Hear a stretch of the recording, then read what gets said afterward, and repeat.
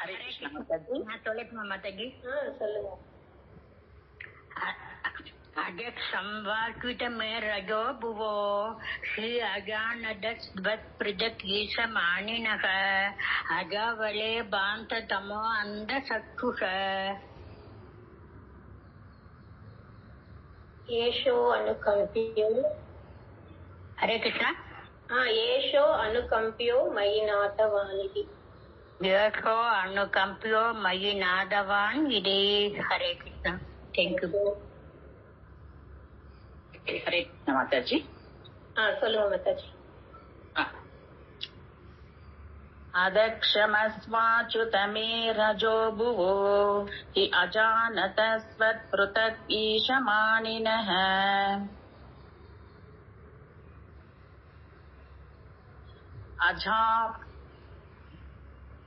அஜாவலேபாந்ததமோந்தக்ஷுஷ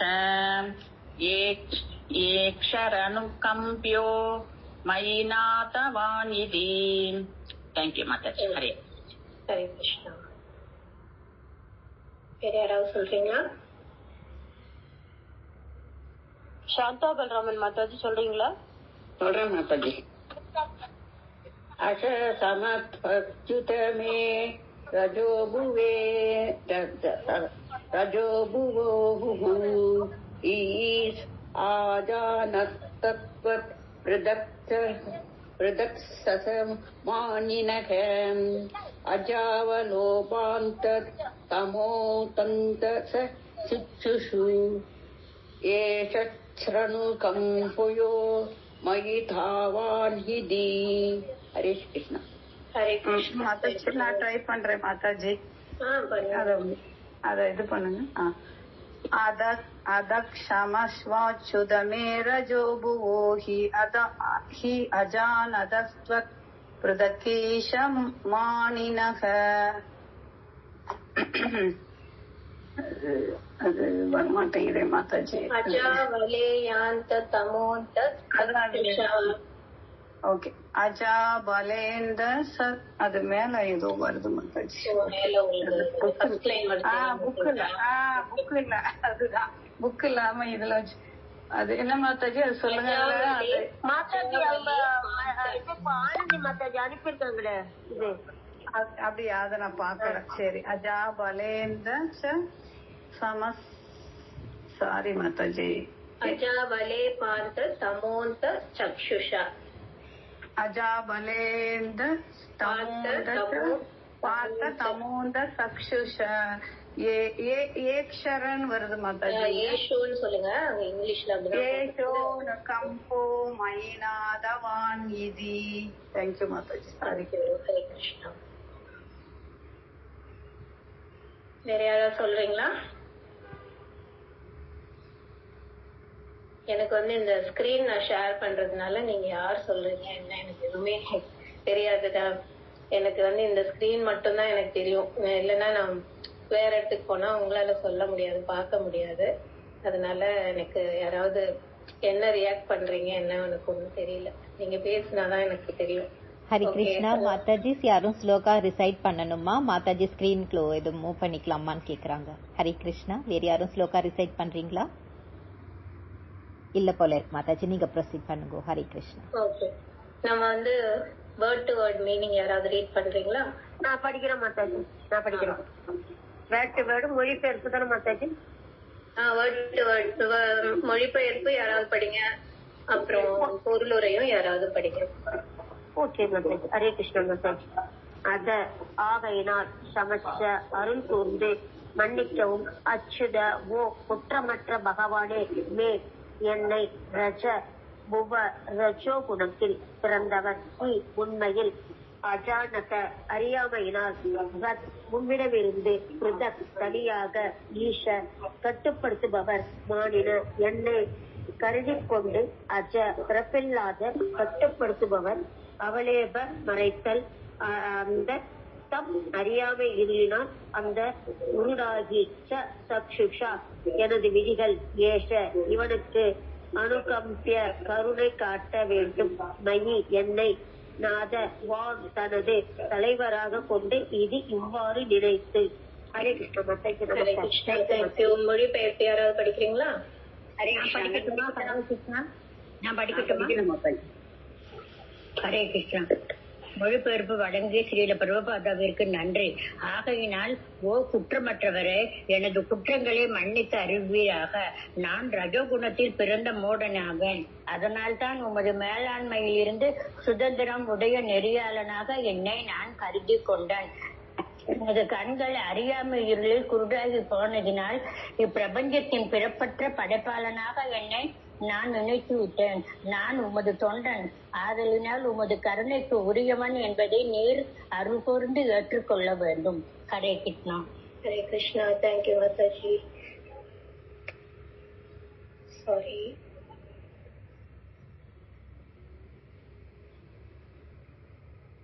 ஒரு நிமிஷம்.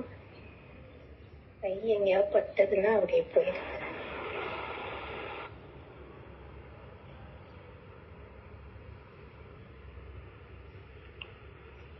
பொருளுரையால படிக்கிறீங்களா?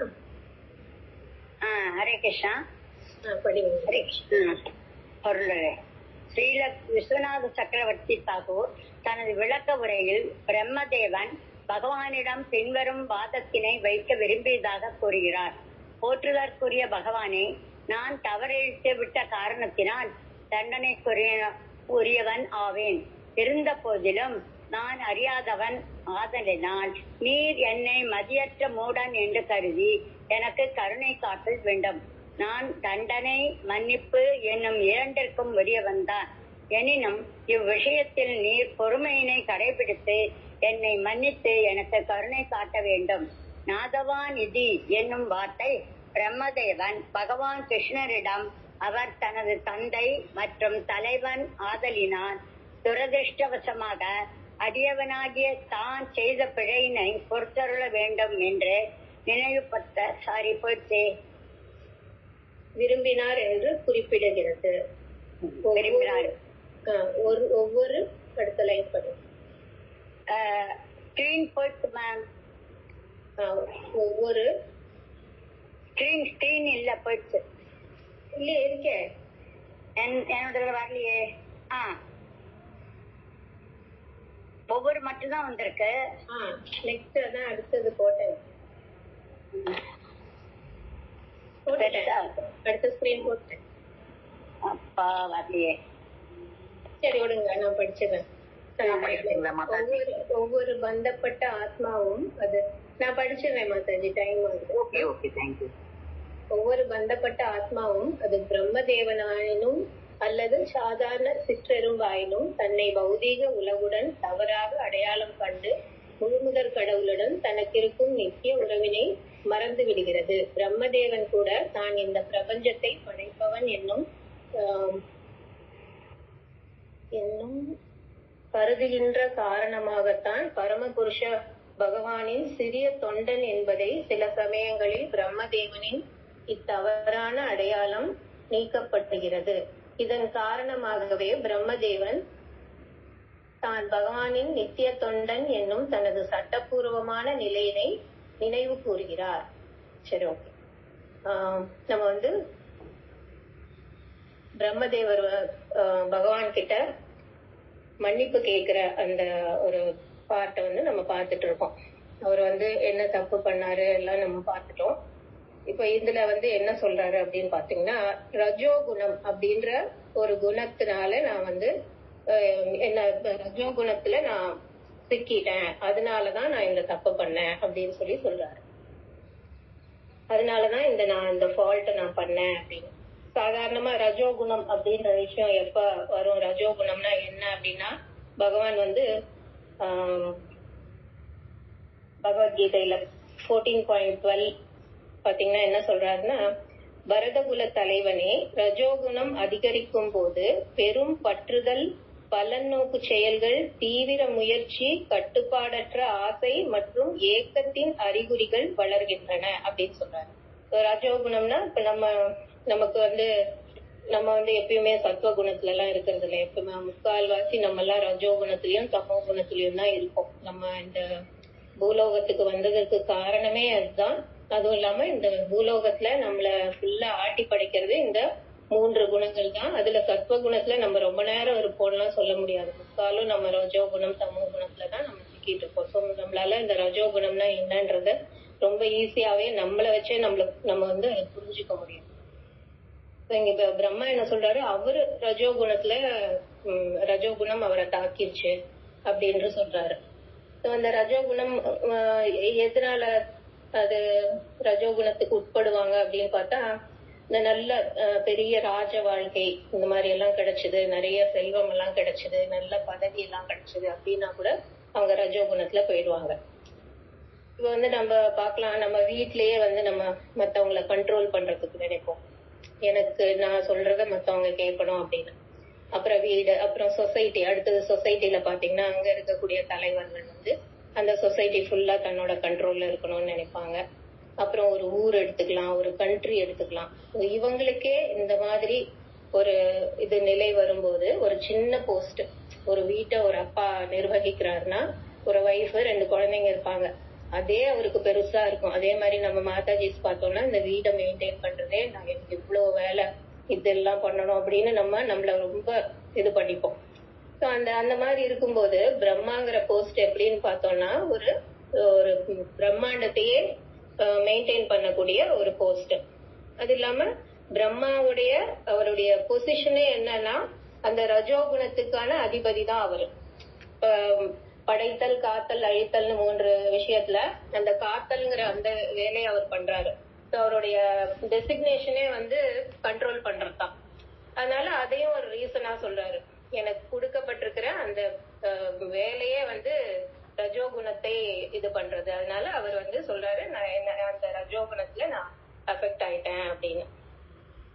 அப்ப இந்த ரஜோகுணத்துல அஃபெக்ட் ஆனவங்க பார்த்தோம்னா அவங்களுக்கு தெரியாது அவங்க ரஜோகுணத்துல அஃபெக்ட் ஆயிடுவோம், மத்தவங்களுக்கு தெரியும்.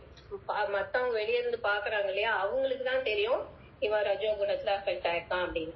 அந்த மாதிரிதான் பிரம்மாக்கும் தான் ரஜோகுணத்துல அஃபெக்ட் ஆயிருக்கும் அப்படின்றது வந்து அப்ப அவங்களுக்கு தெரியல, அப்புறமா தெரியுது. இப்ப நம்ம பௌதிக உலகத்துல பார்க்கும் போதும் தெரியும்.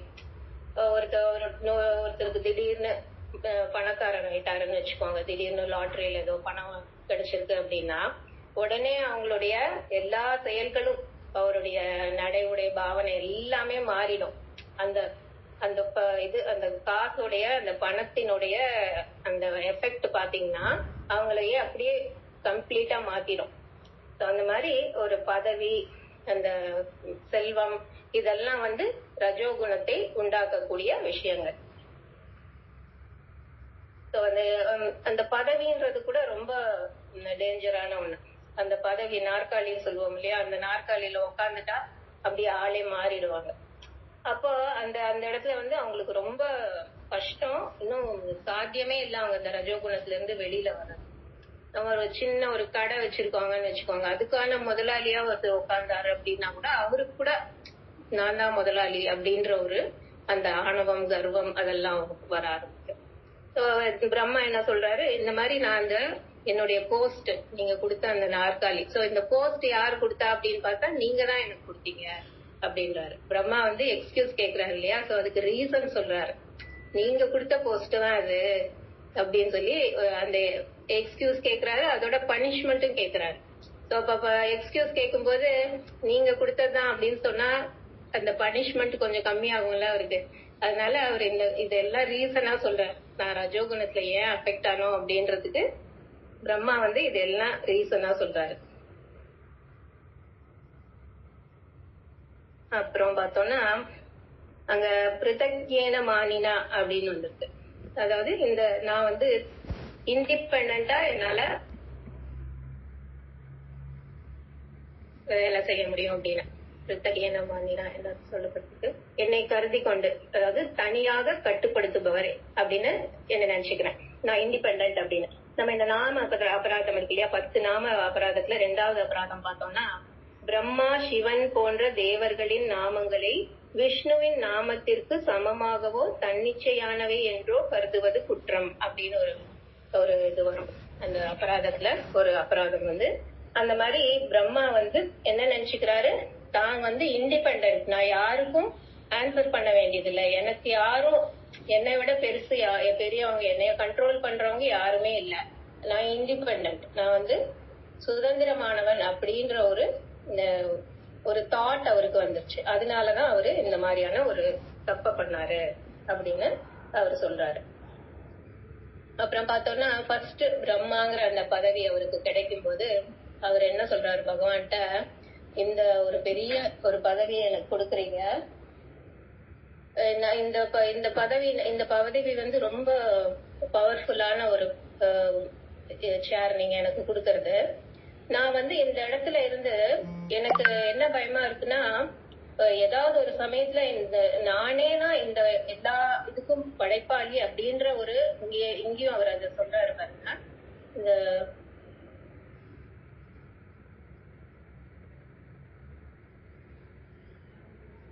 சிறிய தொண்டன் என்பதை பிரம்மதேவன் இந்த இடத்துல ஒரு இடத்துல வந்துச்சு.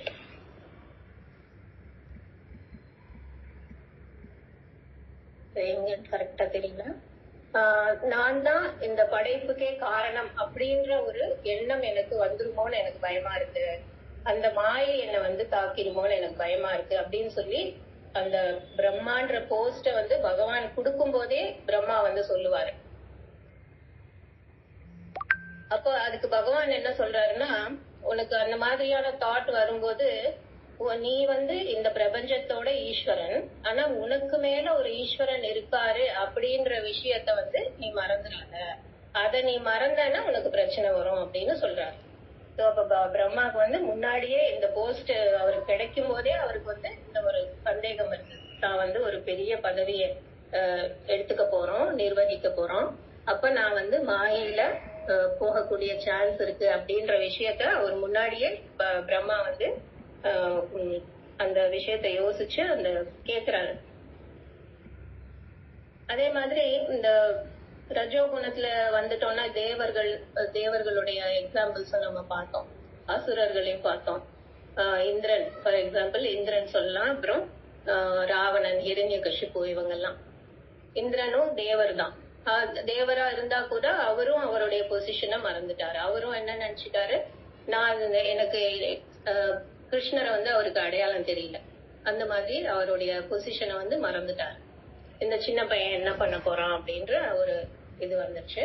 அதே மாதிரி ராவணன், ஹிரண்யகசிபு இவங்க எல்லாம் பார்த்தோம்னா நிறைய சக்திகள் அவங்களுக்கு கிடைச்சதும் அவங்க என்ன நினைச்சிட்டாங்க, என்னோட பெருசு யாரும் இல்லை, நான் எல்லாரையும் கண்ட்ரோல் பண்ணலாம் அப்படின்னு இந்த ரஜோகுணத்துல அவங்க வந்துடுறாங்க. இந்த ரஜோகுணத்துக்கு வந்து அவங்க பார்த்தோம்னா அவங்களுக்கு கீழே உள்ளவங்களை எல்லாம் அவங்களுக்கு தெரியும், அவங்கள எல்லாம் ஞாபகம் வச்சிருப்பாங்க, அவங்களுக்கு மேல உள்ளவங்கள மறந்துடுவாங்க. இதுதான் ரஜோகுணத்தினுடைய ஒரு சுபாவம்.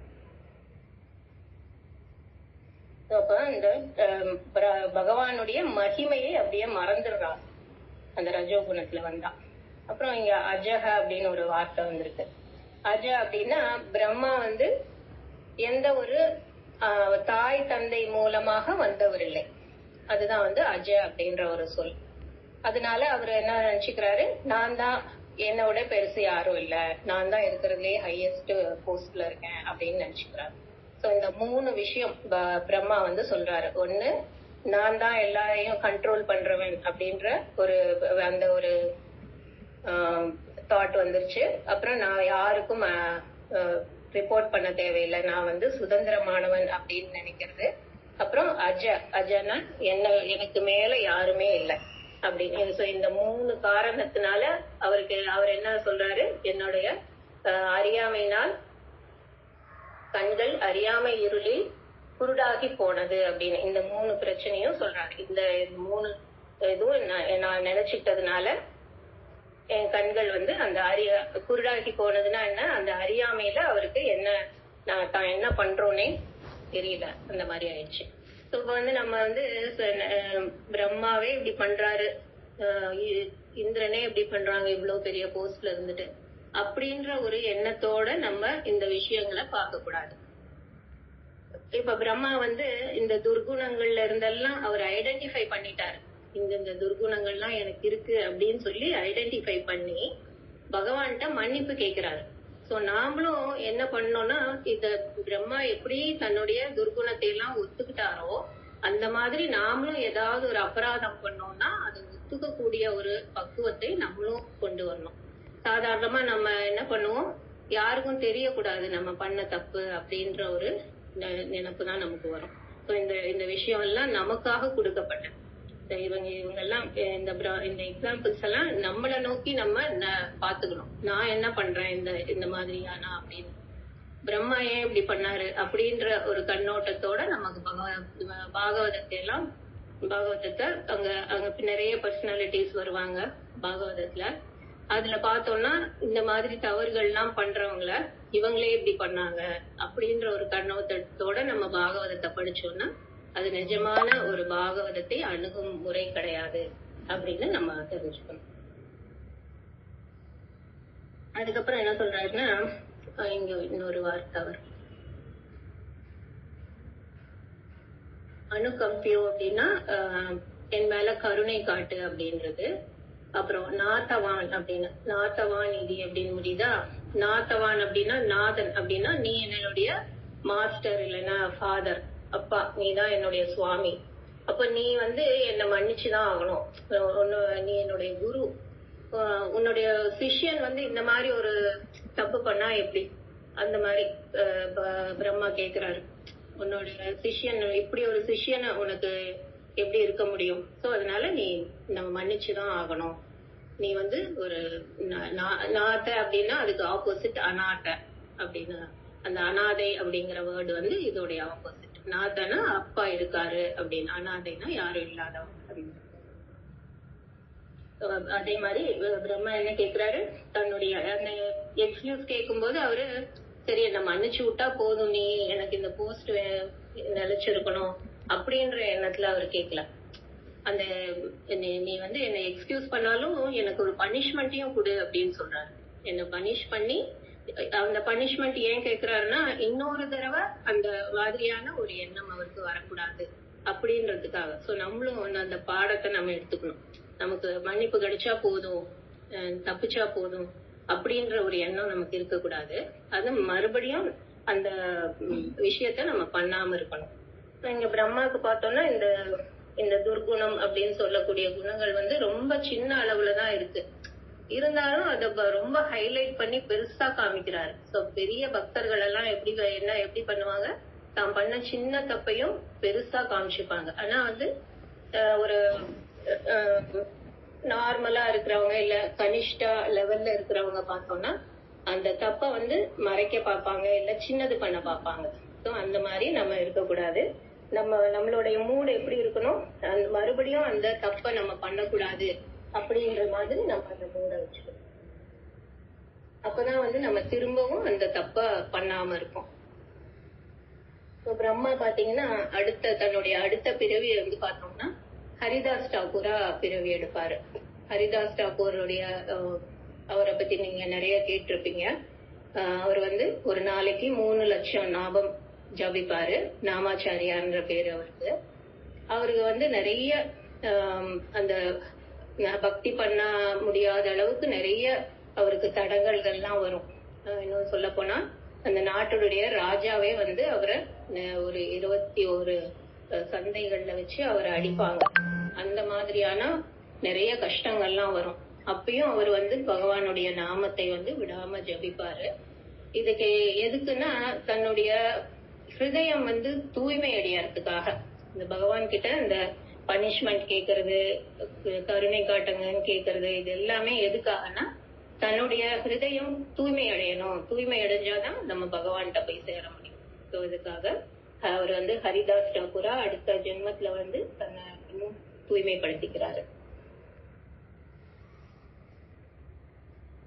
அப்ப நமக்கு என்ன மாரல் அப்படின்னு பார்த்தோம்னா, நம்ம இந்த இஸ்கான் அப்படின்ற இதுக்குள்ள நம்ம வந்திருக்கோம் அப்படின்னா நம்ம அது ஒரு ஹாஸ்பிட்டல் மாதிரி நினைச்சுக்கணும். நம்ம இந்த இஸ்கான் அப்படிங்கிற ஒரு ஹாஸ்பிட்டலுக்குள்ள வந்திருக்கோம். நமக்கு நோய் என்னன்னு பார்த்தோம்னா கிருஷ்ணரை மறந்துட்டோம். ஸோ அதை சரி பண்றதுக்காக தான் நம்ம இந்த ஹாஸ்பிட்டலுக்குள்ள வந்திருக்கோம் அப்படின்ற ஒரு நினைப்பு நமக்கு இருக்கணும். யாராவது நம்மளை திருத்த வந்தாங்கன்னா, நம்ம மேல ஒரு ஃபால்ட் ஏதாவது கண்டுபிடிச்சு நம்மளை திருத்த வந்தாங்கன்னா, பக்தர்கள் யாராவது நிஜமாவே அது ஃபால்ட்டா இருந்ததுன்னா நம்ம கோவப்படாம அவங்கள அவாய்ட் பண்ணாம அதை நம்ம சரி பண்ணிக்கணும். நம்மள யாராவது புகழ்றாங்க அப்படின்னா அதுக்கு மட்டும் நம்ம ஹாப்பியா இருந்துட்டு அவங்க கூட மட்டும் நம்ம ஃப்ரெண்ட்ஷிப் வச்சுட்டு அந்த மாதிரி இல்லாம நம்ம மேல ஏதாவது ஒரு ஃபால்ட் இருந்ததுன்னா அதை யாராவது சுட்டி காட்டினா அதை நம்ம வந்து திருத்திக்கிட்டு நம்ம அதுக்காக தான் இந்த இஸ்கானுக்குள்ள நம்ம வந்திருக்கோம் அப்படின்றத நம்ம தெரிஞ்சுக்கிறோம். மத்தவங்க என்ன திருத்தறதுக்காக தான் நான் இங்க வந்திருக்கேன் அப்படின்ற ஒரு தாட் நமக்கு இருக்கணும். நான் மத்தவங்கள கண்ட்ரோல் பண்ணணும், நான் மத்தவங்கள திருத்தணும் அப்படின்றத விட மத்தவங்க திருத்தறதுக்காக தான் நான் இங்க வந்திருக்கேன் அப்படின்ற ஒரு தாட் நமக்கு இருக்கணும். பிரம்மா இது எக்ஸ்கியூஸோ ஏன் கேக்குறாரு அப்படின்னு பார்த்தா, அவர் வந்து நான் அறியாமையினால பண்ணிட்டேன், நான் வந்து தெரிஞ்சு இந்த விஷயத்த பண்ணல, தெரியாம பண்ணிட்டேன், அதனால எனக்கு இந்த என்ன மன்னிங்க, எனக்கு கருணை காட்டுங்க, மன்னிங்கன்னு ரொம்ப மன்றாடி கேட்டுக்கிறாரு இந்த ஸ்லோகத்தை பார்த்தோம்னா. அப்புறம் நான் போன தடவை வந்து உங்களுக்கு ஒரு பிரேயர்னா அதுல ஒரு 4 விஷயங்கள் இருக்கும் அப்படின்னு சொன்னேன். அதுல வந்து ஒரு சின்ன திருத்தம், பகவானுடைய நாம ரூப குண லீலைகளை பற்றி சொல்றது ஒரு பாயிண்ட். அது நான் வந்து என்ன சொல்லிட்டேன், பகவானுடைய ரூபத்தையும் அவருடைய குணங்களையும் தனித்தனியா சொல்லிட்டேன். நாம ரூப குண லீலைகளை வந்து புகழ்றது ஒரு பாயிண்டா வச்சுக்கோங்க. பகவான் நமக்கு கொடுத்திருக்கிற எல்லா விஷயத்துக்கும் நம்ம அவருக்கு வந்து தேங்க் பண்ணணும், அது ஒரு பாயிண்டா வச்சுக்கோங்க. நான் அது வந்து 2 தனித்தனியா சொல்லியிருந்தேன், அது ஒட்டுக்கா ஒரே பாயிண்டா வச்சுட்டு பகவானுக்கு நம்ம தேங்க் பண்ணணும். அந்த மாதிரி பிரேயர்ஸ்ல எல்லா பிரேயர்ஸ்லயும் இந்த மாதிரி நன்றி சொல்ற மாதிரி ஒரு சில ஸ்லோகங்களும் வரும். ஸோ அந்த பாயிண்ட நீங்க அதுல ஆட் பண்ணிக்கோங்க. ஸோ நம்ம இதுல பார்த்து இன்னைக்கு ஸ்லோகத்துல பார்த்தோம்னா, பிரம்மா என்ன மாதிரியான தன் மேல என்ன மாதிரியான குற்றங்கள்லாம் வைக்கிறாருன்னா 3 விதமான குற்றங்கள். நான் தான் எல்லாரையும் கண்ட்ரோல் பண்றவன் நினைச்சிட்டேன், அப்புறம் வந்து நான் யாருக்கும் கீழ்ப்படிந்தவன் இல்லை, நான் தனியாக செயல்படக்கூடியவன் நினைச்சிட்டேன், அப்புறம் நான் அஜ அப்படின்னா எனக்கு அம்மா அப்பா இல்ல, நான் தான் எல்லாருக்கும் மேல அப்படின்ற அந்த ஒரு தாட்டும் எனக்கு வந்துருச்சு. இந்த 3 விஷயத்தினால எனக்கு கண்கள் குருடாயிடுச்சு, அறியாமை. இந்த 3 விஷயமும் என்னுடைய அறிவை மறைச்சிருச்சு, அதனால நான் இந்த தப்ப பண்ணிட்டேன் அப்படின்னு சொல்றது. அதுதான் இந்த ஸ்லோகத்தினுடைய எசன்ஸ். ஹரே கிருஷ்ணா. ஏதாவது உங்களுக்கு டவுட்ஸ் இருந்தா கேட்கலாம்.